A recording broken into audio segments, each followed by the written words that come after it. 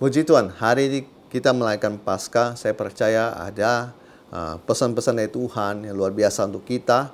Mari kita Bapak Ibu terkasih melihat di Keluaran pasal 14 ayat 13.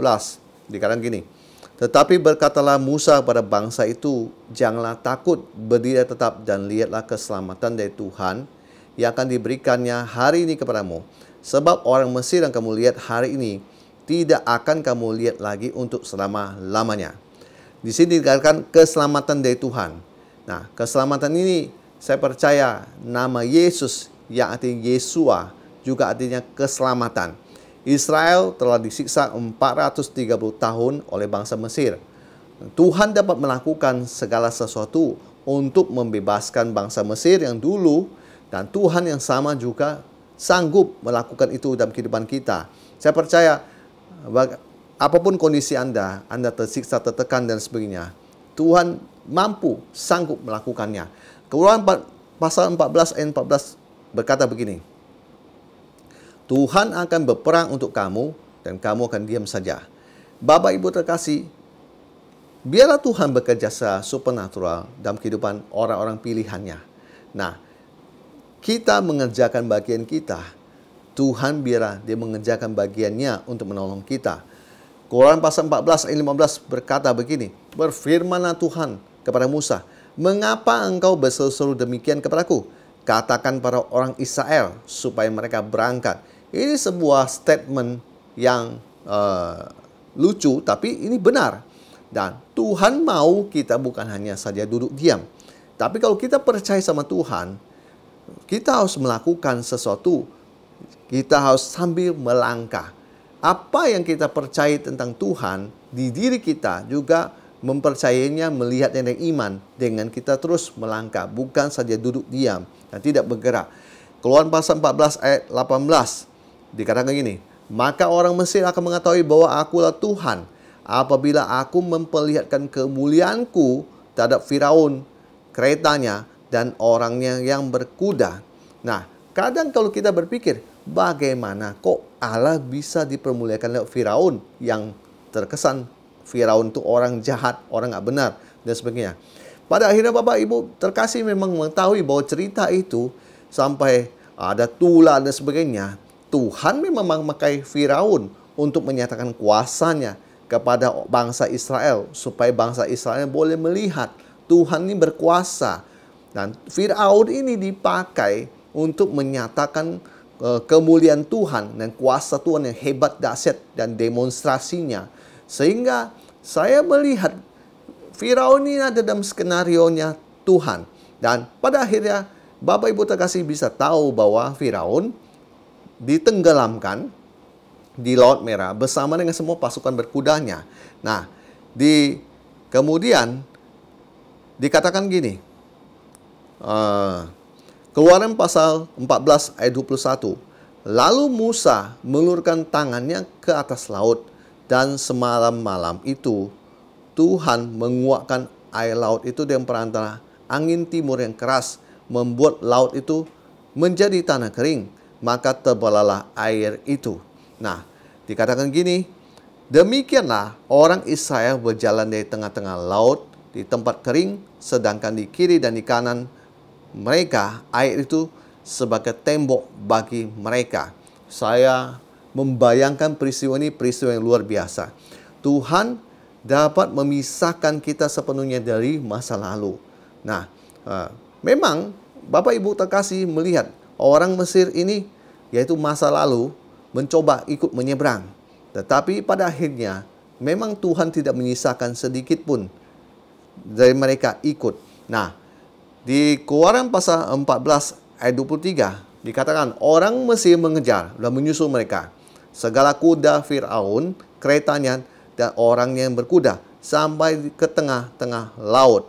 Nah, kemudian singkat cerita, di Keluaran pasal 14 ayat 26 dikatakan begini, berfirmanlah Tuhan kepada Musa, ulurkan tanganmu ke atas laut supaya air berbalik meliputi orang Mesir, meliputi kereta mereka dan orang mereka yang berkuda. Musa mengulurkan tangannya ke atas laut, maka menjelang pagi berbaliklah air laut ke tempatnya, sedang orang Mesir lari menuju air itu. Demikianlah Tuhan mencampakkan orang Mesir ke tengah-tengah laut. Berbaliklah segala air itu, lalu menutupi kereta dan orang berkuda. Dan suruh pasukan Firaun yang telah menyusul orang Israel itu ke laut. Seorang pun tidak ada yang tinggal dari mereka. Itu artinya mati semuanya. Nah, saya percaya begini, Bapak Ibu terkasih. Tidak ada sedikit pun dari semua yang iblis coba bawa kepada Anda akan berhasil ikut kalau Anda mau mendengar setiap firman Tuhan dan melakukan dengan baik. Dan dikatakan ketika Tuhan suruh Musa mengulurkan tangannya ke atas laut, Musa taat, Musa melakukannya. Dan ketika dia melakukannya, semua masa lalu itu terkubur. Orang Mesir ini saya anggap ada orang masa lalu kita. Nah, Bapak Ibu terkasih, 2 Korintus pasal 5 ayat 17 dikatakan begini. Jadi siapa yang ada dalam Kristus, ia ada ciptaan yang baru. Yang lama sudah berlalu, sesungguhnya yang baru sudah datang. Mari Bapak Ibu terkasih, kita ini berhenti untuk menjalankan hari-hari masa kini dengan kehidupan masa dulu. Jangan Anda membiarkan dirimu terjebak dengan semua yang iblis rancangkan dalam hidup Anda. Anda boleh kelihatan Anda berjalan, tapi sesungguhnya Anda tidak berjalan. Anda pikirannya cuma fokus dengan semua peristiwa-peristiwa di masa lalu, di mana Anda terlibat dengan pertengkaran dengan orang, pertengkaran dengan istri Anda, suami Anda, dengan permusuhan dan sebagainya, kepahitan dan sebagainya. Bapak Ibu terkasih, saatnya Anda lepaskan semua masa lalu itu. Anda mungkin selama ini Anda tidak bisa memaafkan dirimu yang membuat kesalahan yang fatal dan sebagainya. Tapi Bapak Ibu terkasih, saya mau berkata begini, dari Yesus mengampuni setiap dosa dan kesalahan yang Bapak Ibu terkasih lakukan. Maafkanlah dirimu sendiri. Anda harus bisa menerima dirimu sendiri sebagai manusia yang lemah, yang hari ini oleh darah Kristus disucikan, diperbarui hidupmu, sehingga Anda boleh berkata, saya ini layak di dalam hadirat Tuhan. Efesus pasal 1 ayat 7 dikatakan begini, sebab di dalam Dia dan oleh darahnya kita beroleh penebusan dengan baik. Sebab di dalam Dia dan oleh darahnya kita beroleh penebusan, yaitu pengampunan dosa menurut kekayaan kasih karunia-Nya. Mari Bapak Ibu terkasih, lupakan masa lalu Anda. Jangan biarkan hal itu melekat di hati Anda, terbayang-bayang di pikiran Anda. Paskah adalah tentang pembebasan bangsa Israel masuk ke tanah perjanjian.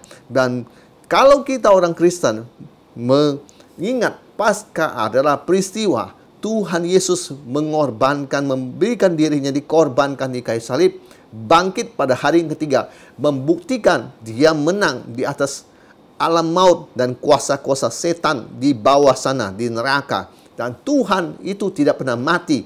Tuhan itu hidup dan Dia bangkit dan kemudian Dia naik ke surga untuk menyatakan kepada kita, menjanjikan kita sebuah pengharapan bahwa di surga kita suatu hari akan punya tempat di sana.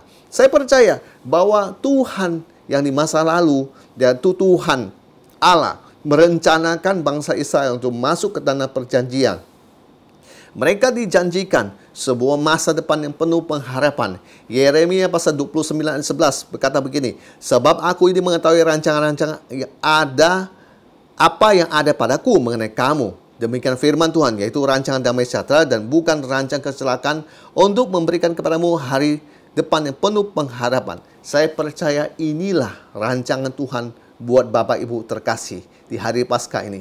Bahwa rancangan-rancangan yang baik, rancangan damai sejahtera, bukan rancangan kecelakaan, memberikan kepada Anda hari yang penuh pengharapan. Setiap perbuatan iblis, intimidasi, dan semua bentuk ketakutan yang mencoba mengikuti Anda diputuskan sekarang dalam nama Yesus. Saya percaya Paskah Anda, kita menyeberang ke musim baru. Sebuah bentuk kasih dari Tuhan buat kita, umat yang percaya bahwa di sini tersedia keselamatan bagi setiap orang percaya. Ada harapan dalam nama Yesus, nama yang berkuasa, nama yang diberikan oleh Tuhan, di mana anak Allah bangkit, dan kita sangat bersyukur merayakan hari itu.